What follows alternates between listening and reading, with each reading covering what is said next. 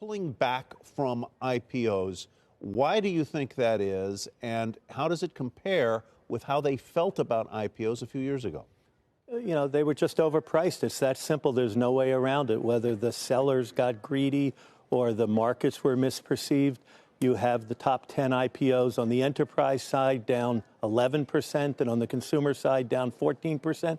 That's not the way it's supposed to work. Entrepreneurs put money and they build companies, and when they go public, they're supposed to leave something on the table so people rush in and have the IPO go. So what's the advantage to getting in before there's ever a move to IPO?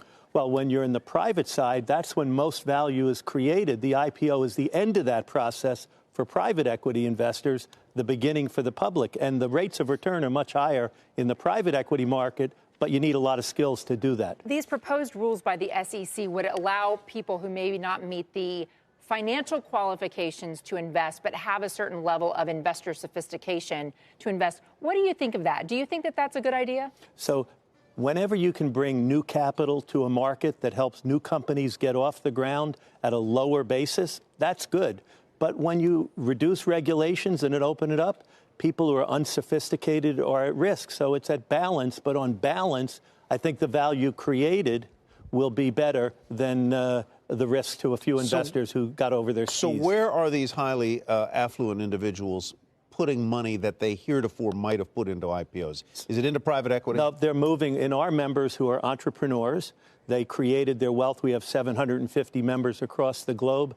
What they've been doing more and more is VC. A lot of these VC investments are at the very beginning of a company, and these aren't big investments. These are putting a lot of chips on a lot of possibilities. We just had a member join Tiger who had invested $50,000, got a $50 million check from an IPO. Wow. Now, obviously, that's like a lottery ticket, but when you see those kind of returns, you're not going to put big money, but you're going to put a lot of chips on a lot of spaces and see if any of them stick. When you're talking about the kind of cash your members have on hand, what would a recession do to their investment choices? So our members, by allocation, keep about 12% in cash. So on the one hand, they're on the gas pedal. Real estate, public and private equity, over 70%. That's a long-term bullish bet. But even though their foot is on the gas pedal, our members don't want to be in the position many were in 2008, where they didn't have enough cash, so they had to liquidate their best investments at exactly the wrong time. So having enough cash to weather a storm, 12% is about 6 years of a storm. We've never had a 6-year storm. So our members can power through a storm, even though they're still making long-term bets. Number one is real estate. Public and private equity after that. Would recession bring them more opportunities to invest? One of the reasons they have so much high cash is so they can pounce on an opportunity when they see it. Let me ask you a little more about VC investing and how they do it.